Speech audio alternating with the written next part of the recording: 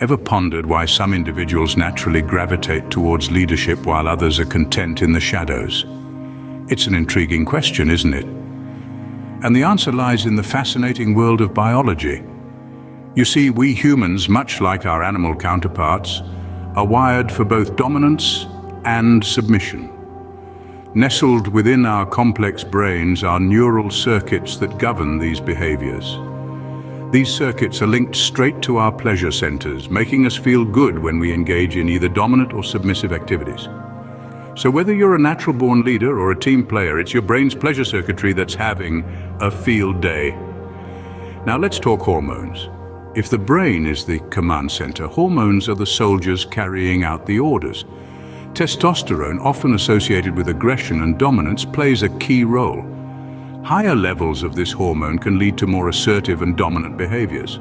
But it's not just about testosterone. Oxytocin, the so-called love hormone, is also in on the action. It encourages bonding and cooperation, nudging us towards more submissive or compliant behaviors.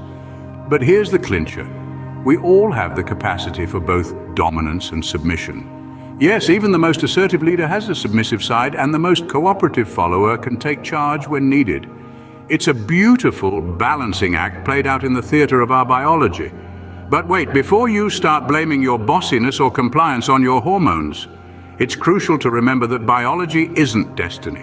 While our neural circuits and hormones set the stage, they don't write the entire script. Other factors come into play, shaping our behaviors and interactions in unique ways. As we can see, our biology plays a significant role in our behaviors, but it's not the only factor. So stick around as we delve deeper into the psychological, social, and developmental influences that make us the complex and fascinating creatures we are. Moving beyond biology, we encounter the complex realm of psychology. Now let's put on our thinking caps and delve into the psychological characteristics of dominant and submissive behaviors, shall we? Dominance, you see, is not just about flexing muscles and roaring like a lion. Oh no, it's far more nuanced. It's about control, leadership, and assertiveness. A dominant person tends to take charge, make decisions, and, well, lead the pack. They're the ones who step up and say, "I've got this," even when they're not entirely sure if they do. Conversely, submission is not simply about being a doormat. It involves cooperation, deference, or yielding to others. Submissive individuals are often the peacekeepers, the ones who smooth over conflicts and keep the group harmony. They're the ones who say, "Let's work together on this," even when they could probably do it all by themselves. These behaviors aren't fixed, though. They can evolve and change in different contexts. A CEO might be dominant in the boardroom, but submissive at home.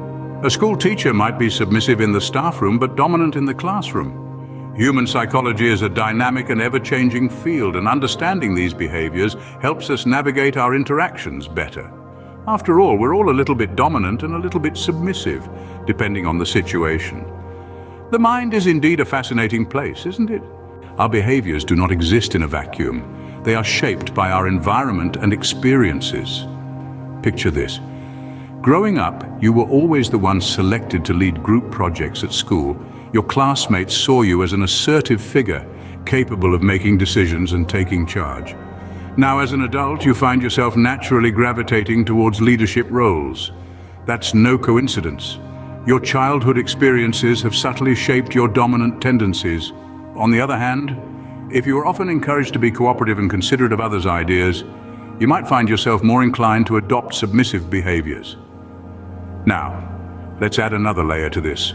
Societal norms and cultural influences. In some cultures, dominant behaviors are celebrated and encouraged, while in others, they may be seen as aggressive or uncouth. Similarly, submissive behaviors may be viewed as a sign of respect in some societies, while others may perceive them as a lack of assertiveness.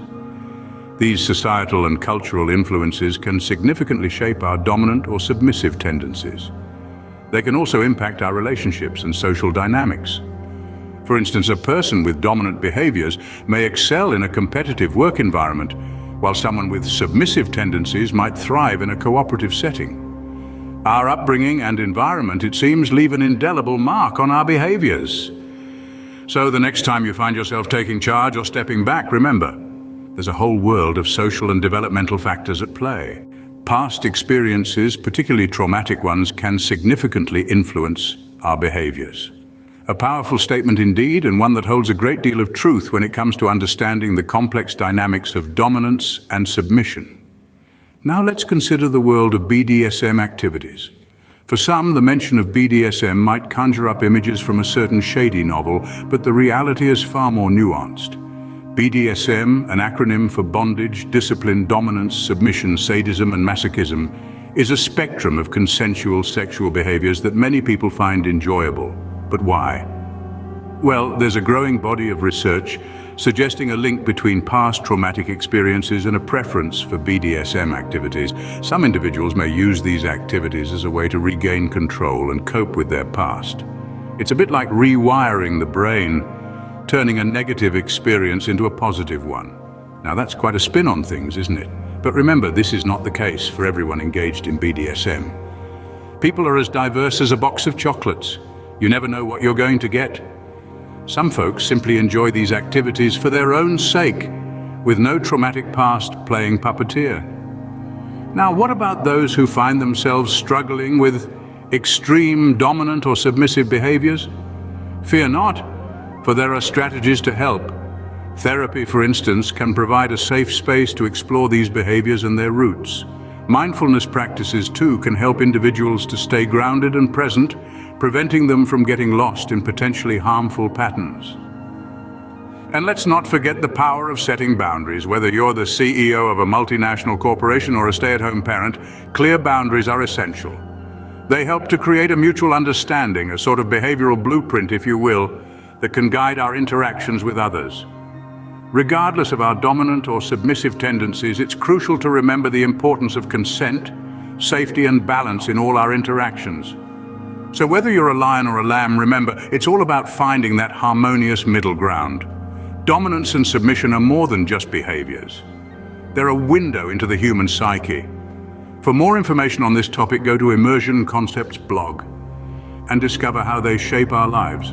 Thanks for watching. Don't forget to like, share, and subscribe for more fascinating insights into matters impacting your health and well-being.